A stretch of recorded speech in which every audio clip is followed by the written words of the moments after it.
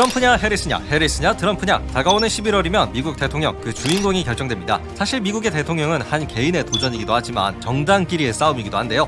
즉 민주당의 해리스냐 공화당의 트럼프냐죠. 그렇다면 역대 미국 대통령 승부 중에서 더 많은 대통령을 당선시킨 정당은 어디일까요? 민주당일까요? 공화당일까요? 정답은 공화당입니다. 공화당은 지금까지 19명의 미국 대통령을 당선시켰어요. 사실 미국의 공화당, 지금 트럼프 전 대통령이 후보로 나와 있기 때문에 이미지가 살짝 난해한 느낌이 있는데요. 하지만 공화당 소속 최초의 대통령은 미국 역사에서 아주 중요한 인물이에요.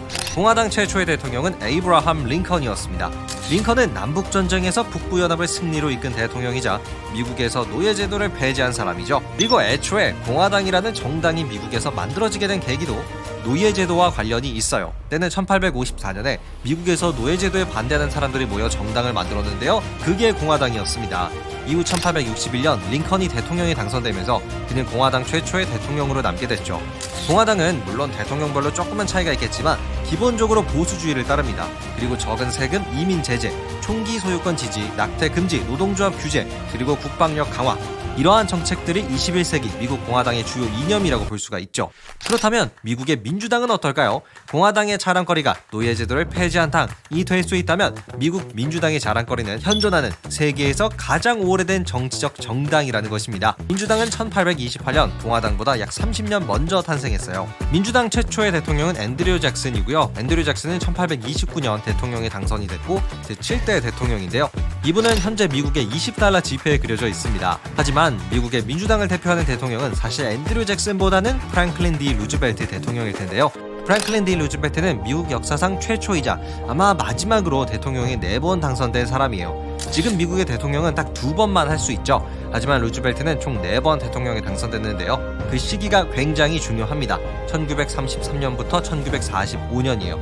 즉 대공황과 2차 세계대전의 시기죠. 프랭클린 D 루즈벨트는 1933년 대공황으로 힘들어하는 미국을 구해내겠다라며 대통령에 당선이 됐고요. 실제로 뉴딜 정책, 공공사업을 통한 일자리 창출로 미국의 경제를 조금씩 회복해 나갔습니다. 그리고 그 업적을 인정받아서 1936년 두 번째 대통령 임기를 시작했죠. 하지만 얼마 뒤 1939년 9월 독일이 폴란드를 공격하면서 2차 세계대전이 터집니다.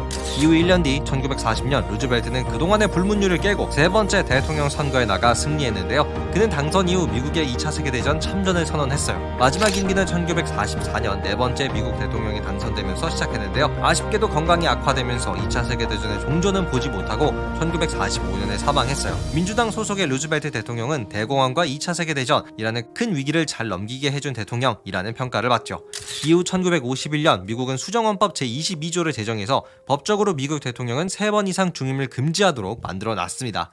민주당은 공화당과는 반대로 복지국가를 지향하고요. 총기 규제를 강화하고 친이민 정책 등을 내세우고 있습니다. 마지막으로는 미국의 대통령 선거와 관련된 이야기가 있는데요. 미국은 대통령 선거에 선거인단이라는 제도가 있죠. 그래서 각 주별로 인구수에 비례해 선거인단이 존재하고 그들이 주의 의견에 따라 대통령을 뽑는 방식인데요. 왜 우리나라가 특정 지역에서 선호하는 정당이 있듯이 미국도 마찬가지입니다. 미국에는 레드 스테이트와 블루 스테이트가 있죠.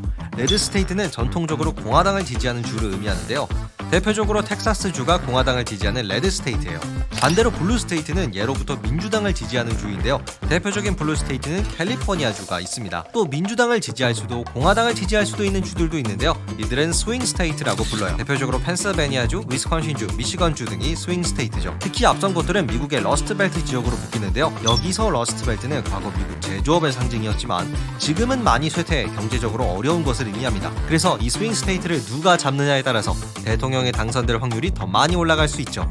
과연 이번 11월 대선에 승리하는 쪽은 어디일까요? 민주당일까요? 공화당일까요?